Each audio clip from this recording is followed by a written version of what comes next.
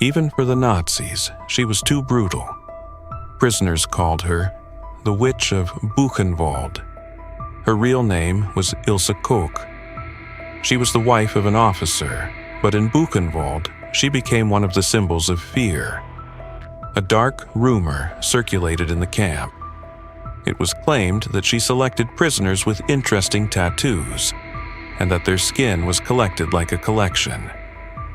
Inside the camp, she held absolute authority, with a whip in her hand, on horseback.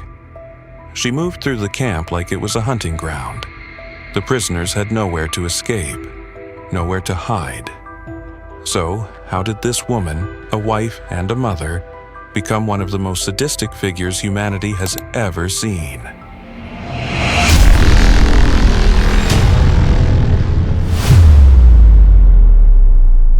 Ilse Koch.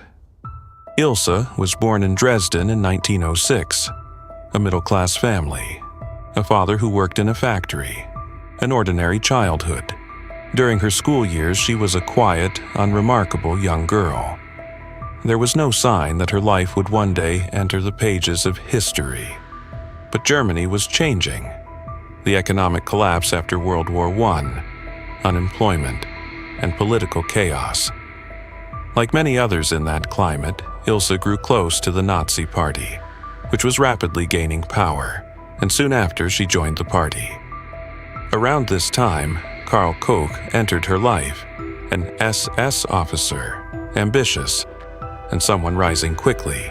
They married in 1936, and this marriage would completely change Ilse Koch's life. Karl Koch, soon after, was appointed commandant of Buchenwald.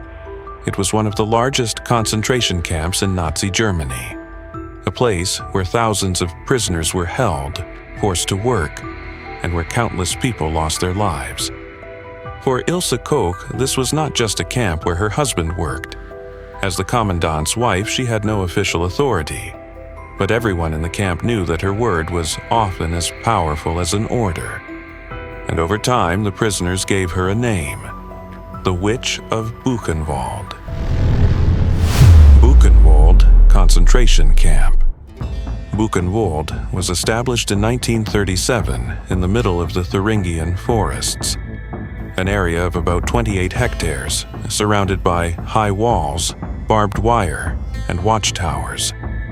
The camp was a place where thousands of prisoners were forced to work, where they faced hunger and systematic violence. The buildings, work sites, and administrative facilities were tightly controlled. Commandant Karl Koch was in charge of the camp. The violence he inflicted on prisoners came from personal cruelty, independent of institutional orders. But Karl was not the person the prisoners feared most. Ilse Koch, on paper, was only the wife of an officer. But camp life was not limited to the rules written on paper. She had no official title. She had no authority to give orders. Yet, in a short time, she became a figure who directly influenced daily life in the camp. Catching the commandant's wife's favor, or attracting her attention in the wrong way, was equally dangerous. Every morning, she would mount her horse and ride through the camp from end to end with a whip in her hand. When prisoners heard the sound of horse hooves in the distance, they lowered their eyes. Looking was dangerous. Not looking was dangerous too. There was a rule in the camp that no one had written, but everyone knew. Catching her attention, for any reason, never ended well. The nickname, the Witch of Buchenwald, began to grow this way. Collection and corruption. While Ilse Koch rode through the camp on horseback, she wasn't only displaying power, she was watching. No one could fully understand who she was observing, but over time the prisoners realized something. Having tattoos was dangerous. As she rode through the camp, she would notice prisoners with tattoos. Some of them disappeared shortly afterward. According to witness testimonies, this was not a coincidence. In 1941, a prisoner working in the camp's medical unit named Gustav Wegerer gave a sworn statement. One day, Commandant Karl Koch and an SS doctor came to the medical unit. On the table, there were pieces of human skin. They had tattoos on them. The pieces were examined one by one. The designs were being evaluated. From the conversations, one thing became clear. The tattoos that had been selected earlier had not satisfied Ilse Koch. In Buchenwald, a pathology collection made of tattooed human skin was indeed discovered. At the end of the war, American soldiers who inspected the camp documented some of these pieces.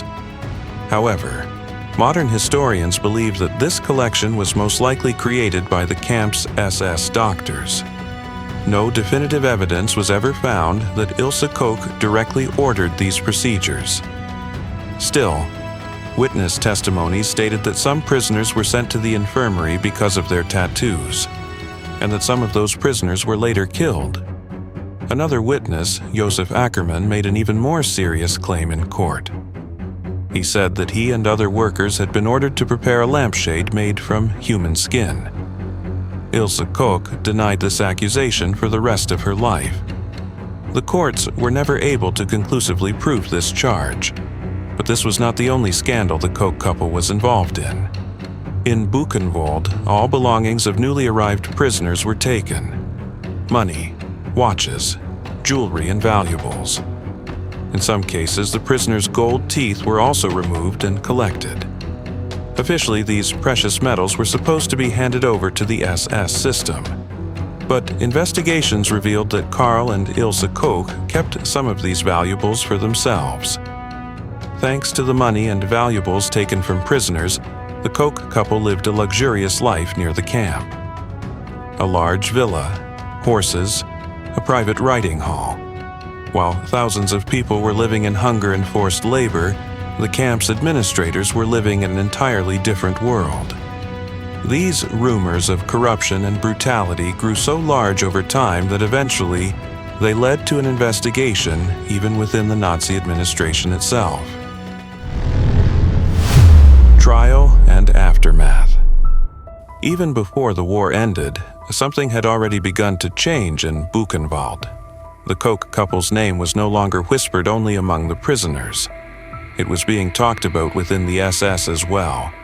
Corruption, missing valuables, gold taken for personal use. Even the Nazis were disturbed by these events. In 1943, the SS launched an internal investigation. Karl Koch was found guilty.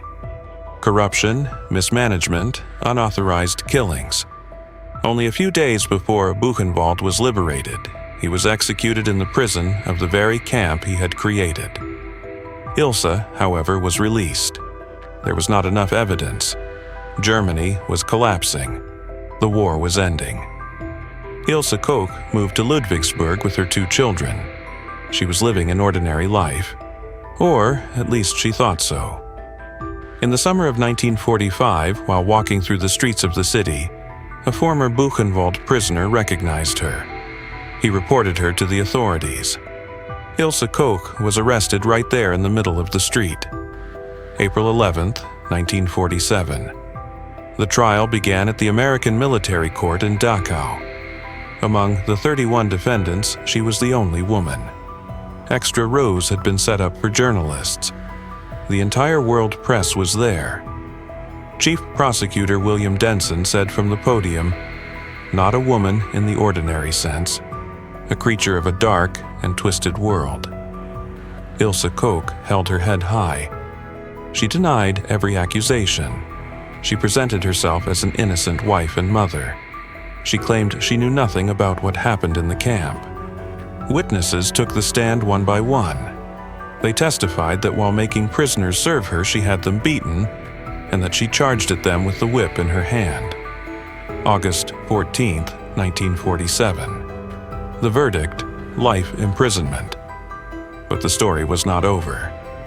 General Lucius Clay reviewed the case and reduced the sentence to 4 years. The reason? Most of the evidence was circumstantial. The world erupted in outrage. Newspapers wrote pages about it. Congress opened an investigation. Before Ilse Koch could be released, West Germany arrested her again.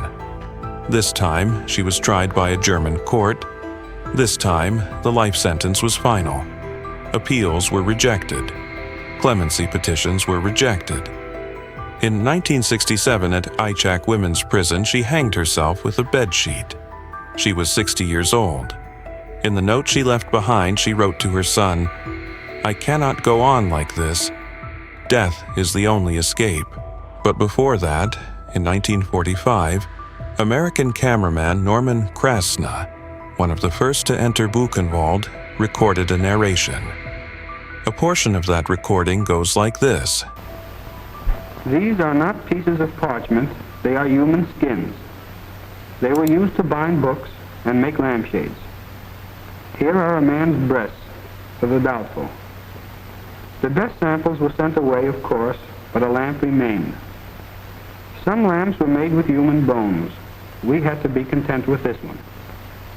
The wife of the previous commandant, a Madame Koch, was responsible for this art development. She would have men stripped, and if their tattoo pleased her, or, as in these cases, if she thought they would please her, the man would be killed and the skin treated. This is a photograph of Madame Koch. She is 28 years old, an excellent horsewoman, and known for her kindness to animals.